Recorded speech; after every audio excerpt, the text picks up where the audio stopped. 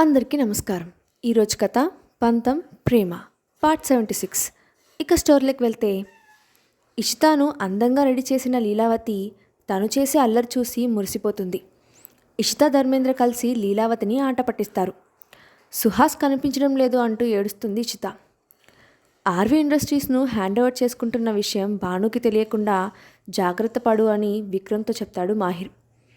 తను బాధపడుతున్నా సరే వాళ్ళను ఎందుకు వదిలేస్తుంది, భాను రాజీవ్కు సరైన సమాధానం చెప్పకుండా ఎందుకు ఆగుతుంది అని మాహిర్ను అడుగుతాడు విక్రమ్. అందుకు గల కారణాన్ని వివరిస్తాడు మాహిర్. విక్రమ్ తనకు తెలియకుండా ఏదైనా ప్లాన్ చేస్తున్నాడా అని అనుమానం వచ్చిన మాహిర్ ఆ విషయంపై ఆరా తీస్తాడు. సుహాస్కు బదులుగా కైసర్ను ట్రీట్ చేయడానికి వస్తాడు గురునాథ్. తర్వాత ఏం జరిగిందో ఇప్పుడు చూద్దాం. ఆర్వి ఇండస్ట్రీస్ బిల్డింగ్ మీటింగ్ హాల్లో ఎప్పుడూ లేనిది సమయంతో సంబంధం లేకుండా మీటింగ్ హాల్ మొత్తం జనంతో నిండిపోయింది. ఏదైనా మీటింగ్ అంటే ఖాళీగా దర్శనమిచ్చే 1-2 కుర్చీలు కూడా ఖాళీ లేకుండా కంపెనీ బోర్డు మొత్తం మీటింగ్కు హాజరైంది. మీటింగ్ హాల్ మొత్తం మాటలు గుసగుసలతో కోలాహలంగా ఉంది. కొందరి ముఖంలో సంతోషం కనబడుతుంటే కొందరు మాత్రం రాజీవ్ పరిస్థితి చూసి బాధపడుతున్నారు. కొందరు మాత్రం గోడ మీద పిల్లిలా అటు అయితే అటు లేదా ఇటు లాభం కలుగుతుంది అనిపిస్తే ఇటు దూకడానికి సిద్ధంగా ఉన్నారు. అప్పుడే లోపలికి వచ్చాడు రాజీవ్. కంపెనీలో జరుగుతున్న పరిణామాలు, మరోవైపు రాజ్వీర్ ఆరోగ్య పరిస్థితి, వీటి మధ్య నలిగిపోతున్నాడు రాజీవ్. దాంతో వాడిపోయిన ముఖంతో చాలా దిగులుగా కనిపిస్తున్నాడు. ఒక్కసారి అందరి వైపు చూసి మాట్లాడడం మొదలుపెట్టాడు రాజీవ్. Good morning everyone. ఏం గుడ్ మార్నింగ్లే, మధ్యలో నువ్వు అడ్డుపడి బ్యాడ్ మార్నింగ్ చేయకుంటే చాలు. అవును, నష్టాన్ని మోసుకెళ్ళడానికి నేను మాత్రం సిద్ధంగా లేను. అవును, నేను కూడా అంటూ వినిపిస్తున్న గుసగుసలు, ఇలాంటి అనేక రకాలైన మాటలు రాజీవ్ చెవులకు చేరుతూనే ఉన్నాయి. అవేవీ పట్టించుకోకుండా రాజీవ్ మాట్లాడడం మొదలుపెట్టాడు. ఇన్ని సంవత్సరాలుగా మనం అందరం ఒకే ఫ్యామిలీలా ఉన్నాం. ప్రతి కష్టంలోనూ ఒకరికి ఒకరు తోడుగా నిలబడ్డాం. ఇప్పుడు ఈ కష్ట సమయంలో కూడా మనం ఒకరికి ఒకరం సపోర్ట్గా ఉంటే మళ్ళీ మనం మన పూర్వస్థితికి రావచ్చు అని అన్నాడు రాజీవ్. ఇప్పుడున్న పరిస్థితుల్లో కంపెనీని నడపడమే కష్టమైపోయే స్థితిలో ఉంది. ఇన్వెస్టర్లు ఎవ్వరు కూడా మన కంపెనీ పేరు చెబితేనే పారిపోయే పరిస్థితుల్లో ఉన్నారు. నువ్వేమో పూర్వస్థితికి రావడం గురించి మాట్లాడుతున్నావే అని అన్నాడు బోర్డ్ ఆఫ్ డైరెక్టర్స్లో ఒక వ్యక్తి. ఇప్పుడు ఈ పరిస్థితి రావడానికి కారణం ఎవరో నీకు కూడా బాగానే తెలుసు కదా. కంపెనీ ఆస్తులను, అమౌంట్ను తనకు మాత్రమే సొంతంలా ఫీల్ అయిపోయి వాటిని తన ఇష్టం వచ్చినట్లుగా చేస్తూ వచ్చాడు రాజ్వీర్ అన్నాడు మరొక వ్యక్తి. ఆ మాట వినగానే ముఖంలో రక్తం చుక్కలినట్లు పాలిపోయింది రాజీవ్ ముఖం. ఆఖరికి సీఈఓ అంటే ఏదో జోక్ అన్నట్టుగా తన వాటా షేర్స్ మొత్తం మాహిర్కు అమ్మేసి తనకు ఓట్ చేసి తనను సీఈఓగా ఎన్నుకున్న మా నిర్ణయాన్ని మమ్మల్ని హేళన చేశాడు. అది సరిపోదు అంటూ ఒక అధికారిని మభ్యపెట్టి అతను ఒప్పుకోకపోవడంతో అతన్ని బెదిరించాడు. అది బయటపడడంతో అరెస్ట్ అయ్యి అందరి ముందు ఒక ఫూల్లా నిలబడ్డాడు అన్నాడు మరొక వ్యక్తి. ఇదంతా రాజ్వీర్ చేశాడని మీరు నమ్ముతున్నారా? కానీ ఇదంతా చేసింది ఎవరో నాకు బాగా తెలుసు. కేవలం రాజ్వీర్ని ఇలా ఇబ్బంది పెట్టాలని మాత్రమే జరిగిన కుట్ర ఇది. ఒకవేళ రాజ్ ఇదంతా చేసి ఉంటే వాడిప్పుడు ఇలా హాస్పిటల్ బెడ్ మీద ఎందుకు పడి ఉంటాడు అని గద్దమైన గర్వంతో అన్నాడు రాజీవ్, పర్సనల్ విషయాల గురించి చర్చించుకోవడానికి ఇది సరైన స్థలం కాదు, సమయం అస్సలు కాదు అని అన్నాడు మరొక వ్యక్తి. అవును, ప్రస్తుతం మనం చర్చించుకోవాల్సింది కంపెనీ భవిష్యత్తు గురించి. ఇప్పుడు ఈ కంపెనీ షేర్స్కు బయట మార్కెట్లో ఎటువంటి విలువ లేదు. బ్యాంకు నుండి మంజూరు చేయాల్సిన లోన్స్, బిల్స్ కూడా ఆగిపోయాయి. మనం కట్టవలసిన అమౌంట్ కూడా తక్కువ మొత్తం ఏమీ కాదు. ఇప్పుడు మన చేతిలో కొత్త ప్రాజెక్టులు కూడా ఏమీ లేవు. ఇప్పుడు మనం కేవలం పరిగణలోకి తీసుకోవాల్సింది కంపెనీ రెప్యుటేషన్ తిరిగి ఎలా తీసుకురావాలి అని. కానీ కొన్ని రోజులుగా జరుగుతున్న సంఘటన వల్ల అది జరిగే పరిస్థితి లేదు. ఆస్తులు అమ్మి అప్పులు కట్టే పరిస్థితి కూడా లేదు. సో ఇప్పుడు మన ముందున్న ఏకైక మార్గం ధర్మ గ్రూప్స్ మన ముందు పెట్టిన ప్రపోజల్కు ఒప్పుకోవడమే అని అన్నాడు మరొక వ్యక్తి. మనం ఒప్పుకోకపోయినా తర్వాత కూడా జరిగేది అదే. ధర్మేంద్రకు ఉన్న షేర్స్కు తోడు ఇప్పుడు రాజ్వీర్ మాహిర్కు ట్రాన్స్ఫార్మ్ చేసిన షేర్స్తో కలుపుకొని ఇప్పుడు ధర్మ గ్రూప్స్ ఆర్వి ఇండస్ట్రీస్లోనే బిగ్గెస్ట్ షేర్ హోల్డర్ అయింది అన్నాడు ముందుగా మాట్లాడిన వ్యక్తి. నిజానికి మాట్లాడుకోవాలి అంటే మామూలుగా ధర్మేంద్ర కంపెనీలోనే రెండవ బిగ్గెస్ట్ షేర్ హోల్డర్. కానీ ఎప్పుడూ తాను అధికారం కోసం చూడలేదు, పోటీ పడలేదు. కానీ ఇప్పుడు మనం కంపెనీని ధర్మ గ్రూప్స్కి హ్యాండ్ ఓవర్ చేయడమే కరెక్ట్ అని నాకు అనిపిస్తుంది. దానికి నేను అంగీకరిస్తున్నాను అని అన్నాడు వారిలో ఒక వ్యక్తి. నేను కూడా నేనే ఈ ప్రపోజల్కు ఒప్పుకుంటున్నాను అంటూ ఒకరి తర్వాత ఒకరు తమ అభిప్రాయాన్ని తెలిపారు. మిస్టర్ మాహిదర్ వస్తున్నారు అని వినిపించిన మాటకు అందరూ సైలెంట్ అయ్యారు. ఎటువంటి భావం లేకుండా నార్మల్గా మీటింగ్ హాల్ లోపలికి ఎంటర్ అయ్యాడు మాహిర్. అందరి ముఖాల్లోనూ వాళ్ళను సేవ్ చేయడానికి వచ్చిన ఆపద్బాంధుడులా కనిపించాడు మాహిర్. మాహిర్ను చూడగానే రాజీవ్ ముఖంలో రంగులు మారిపోయాయి. మాహిర్తో పాటు వచ్చిన లీగల్ టీమ్ హెడ్ అగ్రిమెంట్లో ఉన్న వివరాలు అన్నీ కంపెనీ బోర్డుకు వివరించాడు.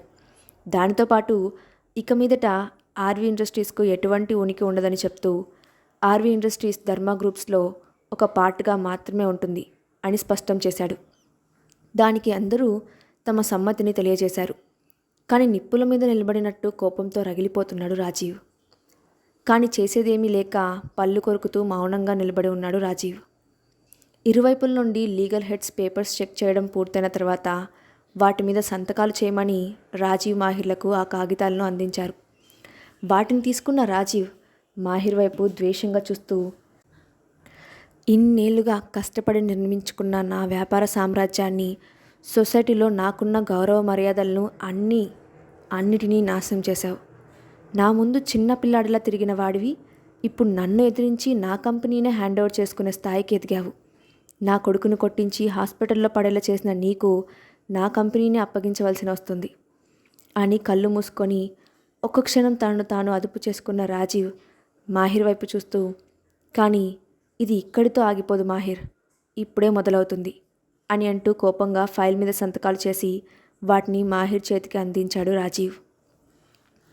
ఎదురుగా ఉన్న నిజాన్ని చూసి కూడా అబద్ధంగా భావించి అర్థం లేని ఆవేశంతో అపోహలు పెంచుకొని లేని కష్టాలను కొని తెచ్చుకోవద్దు అని చెప్పి తన పిఏ ద్వాపర్ను అక్కడే వదిలేసి అక్కడి నుండి వెళ్ళిపోయాడు మాహిర్.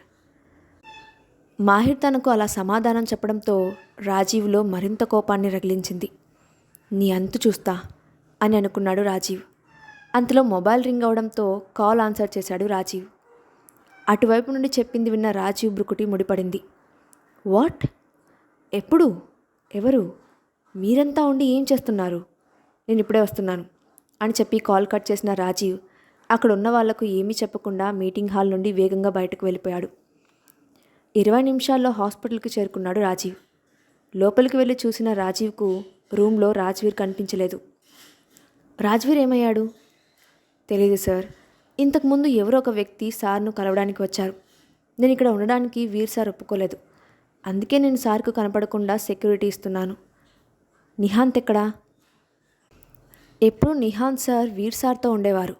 కానీ నిహాంత్ సార్ కూడా నిన్నటి నుండి కనిపించడం లేదు. రాజ్ని ఇక్కడ నుండి ఎవరైనా తీసుకెళ్ళినట్టుగా తెలిసిందా? లేదు సార్. సార్ను కలవడానికి వచ్చిన వ్యక్తి 15 నిమిషాల తర్వాత ఇక్కడ నుండి వెళ్ళిపోయారు. ఆ వెంటనే నేను వచ్చి చూశాను. కానీ నాకు సార్ రూమ్లో కనిపించలేదు. అందుకే వెంటనే మీకు కాల్ చేశాను అని జరిగింది చెప్పాడు బాడీగార్డ్. సీసీ కెమెరా ఫుటేజ్ చూసావా? లేదు సార్. విఐపీ ఏరియా కావడంతో ఇక్కడ సెక్యూరిటీ పర్సన్స్ మీద సీసీ కెమెరాను ఫిక్స్ చేయలేదని మేనేజ్మెంట్ చెప్పింది అని అన్నాడు బాడీగార్డ్. ధర్మ మెన్షన్లో. తప్పు చేస్తున్నావు అమ్మాయి. ఒక డాక్టర్తో ఇలా బిహేవ్ చేయడం సరికాదు. వదిలిపెట్టు నన్ను అని అరుస్తున్నాడు గురునాథ్. ఓ, అంటే నువ్వు నిజంగానే డాక్టర్వి అన్నమాట. వాట్ డెడికేషన్ అని నవ్వింది భాను. విక్రమ్ కాలుష్యూ కింద నలుగుతున్న గురునాథ్ చేయి భాను మీద అరవడంతో కోపం వచ్చేసింది విక్రమ్కు. దాంతో మరింత ఒత్తిడి పెంచాడు విక్రమ్. దాంతో బాధగా అరిచాడు గురునాథ్. విక్రమ్, కొంచెం శాంతించు. ఇక్కడ డాక్టర్ గారు తన పాత్రలో జీవించే ప్రయత్నం చేస్తున్నారు. భాను మాటలు గురునాథ్కు అర్థం కాలేదు. చూడు అంటూ ఏదో మాట్లాడబోయినా అతని మెడ మీద ఒక దెబ్బ వేసింది భాను. దాంతో స్పృహ కోల్పోయాడు గురునాథ్. భాను వైపు అర్థం కానట్టు చూశాడు విక్రమ్. విక్రమ్ని చూసి నవ్వింది భాను. ఫోన్ తీసుకొని ఒక నెంబర్కు డయల్ చేసింది భాను. హలో బాబీ, లెఫ్ట్ సైడ్లో ఉన్న వుడెన్ బాక్స్లో కొన్ని వెయిల్స్ ఉంటాయి. వాటిలో నుండి ఒకటి తీసుకొనిరా అని చెప్పి కాల్ కట్ చేసింది భాను. బన్నీ, ఏం చేస్తున్నావు అడిగాడు విక్రమ్. చెప్తా చెప్పడం ఎందుకు, చూడు అని నవ్వింది భాను. 5 నిమిషాల తర్వాత ఒక వేలును తీసుకొని వచ్చింది అనుపమ. ఆలోపు అతని మొబైల్ను బ్యాగ్ను చెక్ చేసింది భాను. కైజర్కు సంబంధించిన రిపోర్ట్స్తో పాటు సుహాస్ మొబైల్ కూడా అతని దగ్గరే ఉంది. మొబైల్లో కైజర్ ఫోటోతో పాటు Dharma mansion, address, Suhas photo, flight వివరాలు, ల్యాండ్ అయ్యే టైమింగ్ ఇలా అన్నీ ఉన్నాయి. కిట్టి ఎందుకిది అని అడుగుతూ లోపలికి వచ్చిన అనుపమ స్పృహ లేకుండా పడి ఉన్న గురునాథ్ చూసి ఇతనెవరు అని కంగారు పడింది అనుపమ. నా గెస్ కరెక్ట్ అయితే వీళ్ళే సుహాస్ను కిడ్నాప్ చేసింది. అది నా మీద కోపంతో అని అంది భాను. వాట్, సుహాస్ను కిడ్నాప్ చేశారా? అది నువ్వెలా చెప్తున్నావు అని అడిగింది అనుపమ. బాబీ, మర్చిపోయావా? మార్నింగ్ ఇషిత సుహాస్ కనిపించడం లేదో అని ఏడ్చింది. తనకు నేనేదో నచ్చ చెప్పాను కానీ నా మనసు ఊరుకోలేదు. ఈ టైంలో సుహాస్కు కాంటాక్ట్ చేసి వాళ్ళను అలర్ట్ చేయదలుచుకోలేదు. అందుకే వెంటనే ధ్రువ్కి కాల్ చేసి ఎయిర్పోర్ట్లో ఏం జరిగిందో తెలుసుకోమని చెప్పాను. అతని షర్ట్ కాలను పక్కకు జరిపి మెడ మీద కనిపిస్తున్న ఇంజెక్షన్ మార్క్ను చూపిస్తూ, ఇదిగో చూడు, వీడు ఒక డ్రగ్ అడిక్ట్. వీడికి ఇక్కడ విషయాలు కూడా పెద్దగా తెలియవు. అందుకే ఏదో ఒక కథ అల్లేసి కైజర్కు ఈ మెడిసిన్ను ఇంజెక్ట్ చేసి వెళ్ళిపోవడం వరకు మాత్రమే వీడి పని. అందుకే వీడి ద్వారా సుహాస్ మనకు తన గురించి చెప్పడానికి ట్రై చేశాడు అనిపిస్తుంది. అదేలా అడిగింది అనుపమ. ఐ థింక్ వీడికి ఫేక్ స్టోరీ చెప్పింది కూడా సుహాసే అయి ఉండొచ్చు. అందుకే 4 సంవత్సరాల ముందు తగిలిన గాయం కొన్ని నెలల ముందు తగిలినట్టుగా తను ట్రీట్మెంట్ చేస్తున్నట్టుగా వీళ్ళకి చెప్పి ఉంటాడని ఇతని మాటల ద్వారా అర్థమైంది. అది కాకుండా కైజర్కు పెద్దగా సెక్యూరిటీ ఉంటుంది అని ఇతను ఊహించలేదు అనుకుంటా. అందుకే ఒక్కడే వచ్చి ఓవర్ యాక్షన్ చేసి అడ్డంగా దొరికిపోయాడు అని అంది భాను. భాను సునిశ్చిత పరిశీలనకు అంచనా వేసే విధానానికి విక్రమ్ ఆశ్చర్యపోకుండా ఉండలేకపోయాడు. మరిప్పుడెలా కిట్టి? చెప్తాగా, ఒక చిన్న ట్రిక్. వీడంతటా వీడే మనల్ని సుహాస్ దగ్గరకు తీసుకొని వెళ్తాడు అని అంది భాను. రాజ్వీర్ ఏమయ్యాడు? రాజ్వీర్ కనిపించకపోవడం వెనుక ఉన్నది ఎవరు? సుహాస్ను సేవ్ చేయడానికి భాను ఏం చేయబోతోంది? భాను సుహాస్ను సేవ్ చేయగలదా? రాజ్వీర్ కనిపించకపోవడంతో రాజీవ్ ఏం చేయబోతున్నాడు? నెక్స్ట్ పార్ట్లో చూద్దాం.